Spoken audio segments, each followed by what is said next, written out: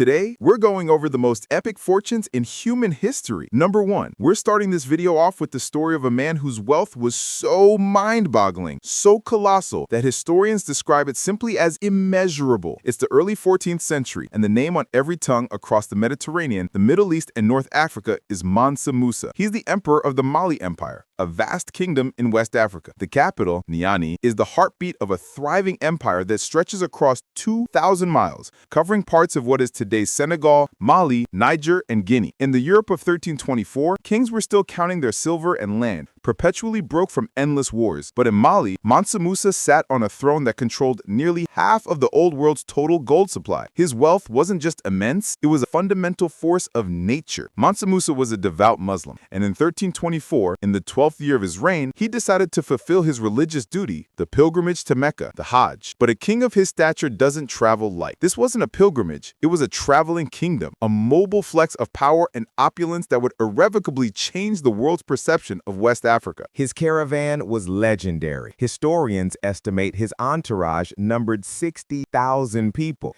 Imagine that, a marching city of soldiers, officials, camel drivers, merchants, and thousands of slaves, all clad in Persian silk and fine brocade. The emperor himself rode on horseback, but preceding him were 500 slaves, each carrying a staff made of pure gold. The supply train included 80 to 100 camels, and each camel carried a load of 300 pounds of gold dust. That is tens of thousands of pounds of gold carried just to pay for the trip. When the caravan arrived in Cairo, Egypt, the city was mesmerized. Musa did not simply pass through, he bought the city. He spent and gave away gold lavishly, handing out sacks of gold dust to the poor, paying astronomical prices for souvenirs, and financing the construction of countless mosques. He even purportedly refused to bow to the Mamluk Sultan, stating he was there only to bow to God, eventually conceding to a compromise. But here is where the story of this legendary wealth becomes epic. Mansa Musa literally broke the economy of Egypt. His massive, careless influx of gold diluted the market so severely that the value of gold in Cairo and the Middle East plummeted and remained depressed for over a decade. The economic disruption is estimated to have caused the equivalent of $1.5 billion in losses in today's money. This was a man so rich, his vacation spending caused an economic depression on another continent. When he returned home, he solidified his legacy, not just with gold, but with knowledge. He brought back scholars, architects, and books, transforming cities like Timbuktu into legendary centers of learning and trade. The Catalan Atlas map of 1375, a central resource for European navigators, forever immortalized him. The map of Africa features a single figure, the king of Mali, seated on a throne holding a massive gold nugget. Mansa Musa's total estimated wealth is often described as more than $400 billion in today's value. But the honest, staggering truth is that his wealth was uncountable. It wasn't money, it was an entire empire built on the world's most desired commodity. Number 2, Augustus Caesar. The problem with discussing the riches of kings and emperors is that the line between personal wealth and state wealth becomes hopelessly blurred. Mansa Musa owned the mines, but the next figure on our list, the man who transitioned Rome from a republic to an empire, didn't just own the mines, he owned the state itself. The end of the 1st century BC was a brutal time in the Mediterranean. Civil war had torn the Roman Republic to shreds. Then one figure rose from the bloodshed. Gaius Octavius, the great-nephew and adopted heir of Julius Caesar, who would eventually be known as Augustus Caesar. The Republic was chaotic, inefficient, and constantly being drained by warring generals. When Augustus finally consolidated power after defeating Mark Antony and Cleopatra, he created a new system, the Principate, where he held nearly all authority, though he shrewdly pretended to be just the first citizen. This was a masterful political move, but it was also a brilliant financial one. By the time of his death, in 14 AD, Augustus had personally amassed a fortune that is generally estimated to be equivalent to $4.6 trillion in modern currency, easily dwarfing the richest people of the 20th and 21st centuries. But what did this $4 trillion fortune actually consist of? It's simple. Augustus owned all the property of the state. When you conquer a territory and it becomes a Roman province, its resources, taxes, and people flow into the public coffers. But under Augustus, the line between public and private was erased. The most famous example is Egypt. After the defeat of Antony and Cleopatra, Augustus declared the entire country of Egypt, one of the richest, most fertile, and strategically vital territories in the world, his personal property. He treated it like his own massive farm, appointing his own prefect to govern it, an arrangement so unique and powerful that no senator was even allowed to step foot in the province without the emperor's explicit permission. At the time, the Roman Empire was responsible for about 25 to 30% of the world's entire economic output, or GDP, by personally controlling the state machinery, by owning Egypt, and by having the legions swear allegiance to him rather than the Senate.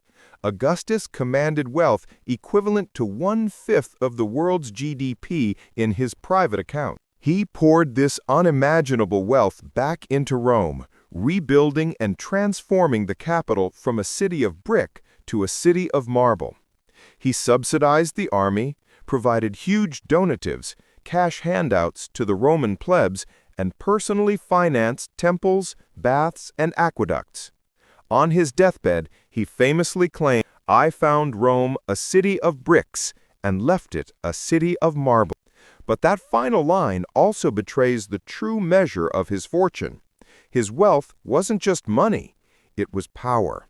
It was the ability to deploy the resources of an entire world-spanning empire at a whim. His epic fortune was the very financial foundation of 200 years of Roman peace and dominance. Chapter 3.